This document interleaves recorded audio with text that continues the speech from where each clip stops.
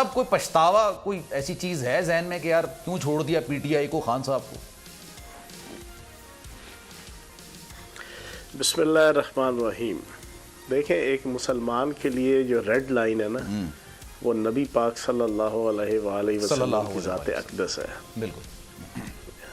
بس ایک مسلمان کے لیے جو ہے نا وہ ریڈ لائن ہے، پہلی چیز.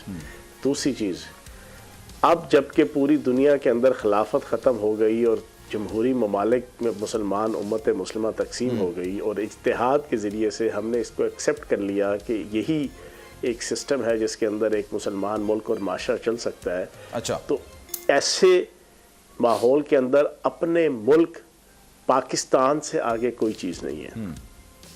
پاکستان اول و آخر پاکستان، جیوے جیوے پاکستان، راج دلارا پاکستان، آنکھ کا تارا پاکستان، اول و آخر پاکستان، وطن عزیز پاکستان. یہ دو لیکن سر بیسک بنیادیں ہیں جس کیونکہ مجھے یہ کیونکہ گفتگو چل رہی ہے نا. میری بات سلیمان، میری بات آپ کمپلیٹ کر لیں. میری بات سن لو تسلی سے. ابھی تسلی.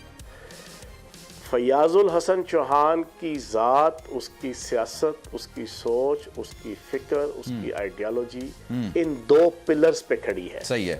ریڈ لائن نبی پاک صلی اللہ علیہ وآلہ وسلم کی ذات ہے، اور پالیٹکس اور جناب اول و آخر ایک سیاستدان کی حیثیت سے وہ پاکستان ہے.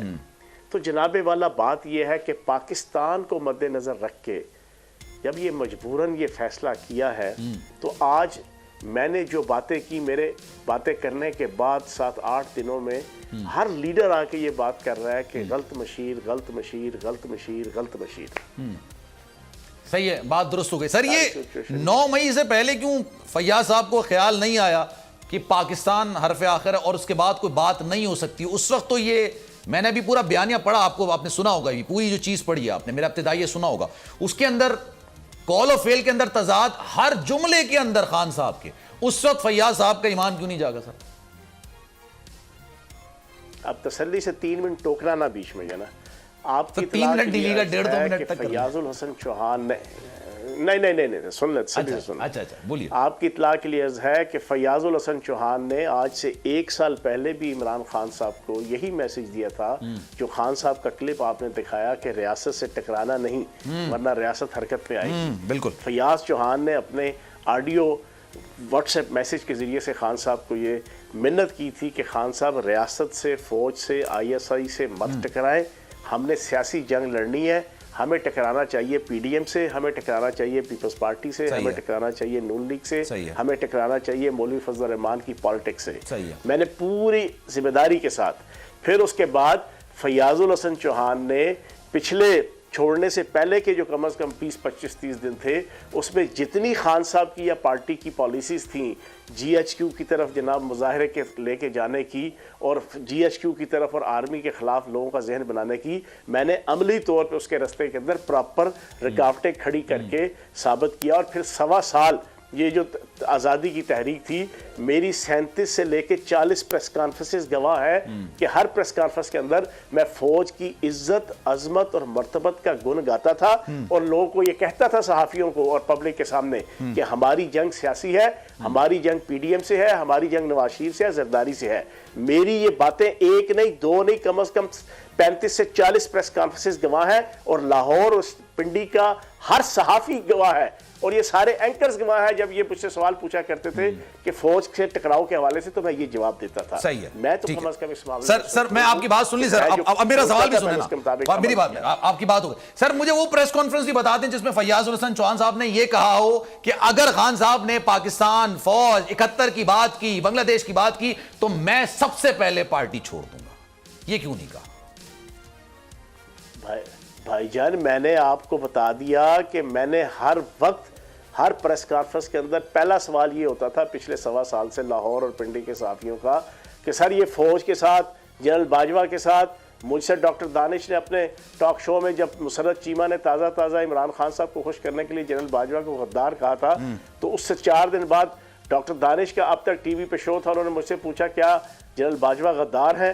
میں جناب میڈیا ایڈوائزر خان صاحب کا ہونے کے باوجود، اور مجھے پتا تھا کہ یہ پارٹی کے اندر اور خان صاحب کو سخت برا لگے گا، میں نے کہا میں قطعاً یہ بات نہیں کہوں گا. یہ آن ریکارڈ ڈاکٹر دانش کو درست ہے نا سر بات. ابھی ٹاک شو میں میرا پوائنٹ یہ نہیں ہے, آپ نے بالکل کہی ہوگی بات, میں اس بات کو ڈینائی نہیں کر رہا, میں یہ کہہ رہا ہوں سر کہ چھوڑی کیوں نہیں پارٹی آپ کہتے تھے بھائی یہ تو الگ ہی لائن پہ جا رہا ہے, میں تو چھوڑ دیتا ہوں پارٹی. او بھائی او سر نہیں, وہ آہستہ آہستہ ساری چیزیں چل رہی تھی, باقی دامے درمے سخنے جناب ہم ساری چیزیں کرتے رہے, باقی ایز اے ممبر صوبائی اسمبلی جناب چیزوں سے بندے ہوتے تھے. پھر پچھلے 1.25 سال کے اندر جو اصل سازش اس ملک کے ساتھ ہوئی, غیر ملکی طاقتوں نے, ملک دشمن طاقتوں نے, ان کی ایجنسیز نے پاکستان کے اندر سوشل میڈیا کو ایک ایسا دجالی ٹول کے ذریعے سے یوز کیا کہ اس کو آرمی چیف کے خلاف, ISI چیف کے خلاف, فوج کے خلاف, عدالتوں کے خلاف, اداروں کے خلاف, اور پرو عمران خان اور پرو پی ٹی آئی چاہے اچھی بات کرتے تھے, غلط کرتے تھے, اچھی حرکت کرتے تھے, غلط حرکت کرتے تھے, ان کے حق میں اور اداروں کے اور پاکستان کے سسٹم کے خلاف ایک ایسا ماحول کریٹ کر دیا کہ کوئی بندہ بھی اگر اس کے خلاف سوشل میڈیا یا الیکٹرانک میڈیا پہ عزت اور احترام سے بھی کوئی اپوز کرنے کی کوشش کرتا تھا تو اس کے خلاف ایک طوفان بدتمیزی کی جو ابھی بھی آ رہا ہے, اور مجھے ہنسی آتی ہے اپنے ان نوجوانوں کے اوپر کہ جن کو ابھی تک کلیئر نہیں ہو رہا کہ اپنے ملک کی فوج کے اوپر دشمن ملک کی فوج حملہ کرتی ہے, اپنے ملک کے لوگ نہیں کرتے. بہترین بات ہے سر, بہت بہترین بات. لیکن سر میرا ایک پوائنٹ, چلو میں آپ کی بات بھی نہیں بھی کرتا, اس وقت جتنے بھی لوگ خان صاحب کے ساتھ موجود تھے, بڑے بڑے, آپ کے بعد بہت سارے لوگوں نے چھوڑ دیا.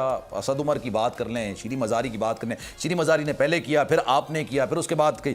سر یہ تو پریس کانفرنس کر کے آپ نے پاکستان تحریک انصاف سے بھی علیحدگی کی بات کر دی, خان صاحب سے بھی علیحدگی کی بات کر دی, لیکن قائدین کے کہنے پر جو 3-3.5 ہزار جو لوگ تھے جو کہ جن کا برین واش کیا گیا, جو کہ آگے گئے, جو کہ ٹول استعمال ہوئے, جن کو باقاعدہ طور پر ہیومن شیلڈ کے طور پر استعمال کیا گیا زمان پار کے باہر, سر ان کی داد رسی کون کرے گا, ان کے حوالے سے کون بات کرے گا؟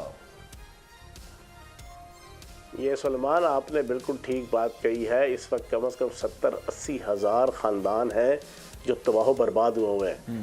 میرا سگا بھانجا کہ جو ایک سافٹ ویئر انجینئر ہے اور نسٹ کا جناب ٹاپر ہے, وہ اس وقت جیل میں ہے. وہ اس کی جناب پراپر اپنے آفس جہاں وہ کام کرتا ہے, اس کی اس دن کی 9 تاریخ کی حاضری جناب آنے کی بھی اور جانے کی بھی پراپر موجود ہے. پورا ادارہ گواہی دے رہا ہے. اس کے باوجود وہ جیل میں ہے. میرے خاندان کے 4 افراد جیل میں گئے, میرا گھر چورا کیا گیا, میری 2 بہنوں اور بھائی کا گھر تباہ و برباد کیا گیا, اور اس کے علاوہ اس وقت 80 ہزار کے قریب فیملیز ہیں جو تباہ و برباد ہو گئی, ان کی مائیں, بہنیں, بیٹیاں, جوان. خان صاحب تو کہتے ہیں یہ میرے لوگ ہی نہیں ہیں, تو 80 ہزار خاندان جو خان صاحب کے ساتھ نہیں ہے, مطلب اس کا مطلب یہ ہوا پورے پاکستان سے 80 ہزار افراد ہیں. اور پھر سنیں نا, پوری بات سن لیں, بار فوراً مجھے ٹوکیے گا, چلیں تاکہ لوگوں کو ٹائم کی بھی کمی ہوتی ہے نا, اس لیے میں اب سر نہیں, کمی نہیں, کوئی کمی نہیں ہوتی جنا, جتنا ٹائم ہے اس میں اچھے طریقے سے لوگوں کو سمجھایا جائے. اب اس میں سے 50% 100% جو ہے نا معصوم ہے ان میں سے. اچھا, باقی بھی جو 50% ہے 100% محب وطن ہے, 100% محب وطن ہے. لیکن جو قائدین تھے جن کو پیچھے سے پراپر طریقے سے انسٹرکشن تھی کہ آپ نے GHQ جانا ہے, آپ نے کور کمانڈر ہاؤس جانا ہے, آپ نے میاں والی ایئر بیس جانا ہے. اچھا, کچھ سب یہ بتائیے گا, یہ 9 مئی کو جو کچھ ہوا ہے اس کی منصوبہ بندی پہلے سے کی گئی تھی, اور اگر پہلے سے کی گئی تھی تو کیا کیا احکامات دیے گئے تھے, اور اگر دیے گئے تھے تو کس کی طرف سے ڈائریکٹلی احکامات دیے گئے تھے؟ یار یہ ساری چیزیں بار بار ریپلیکیٹ ہو کے ساری طے ہو چکی ہیں. ایجنسیز کے پاس لاہور, راولپنڈی اور آپ کا جناب فیصل آباد والی ایئر بیس, وہاں کے جو قائدین تھے مقامی اور صوبائی, ان کی کالز ٹریس ہو چکی ہیں. کس نے کتنی دفعہ وہاں پہ جو شرپسند تھے لوگ ان سے رابطے کیے.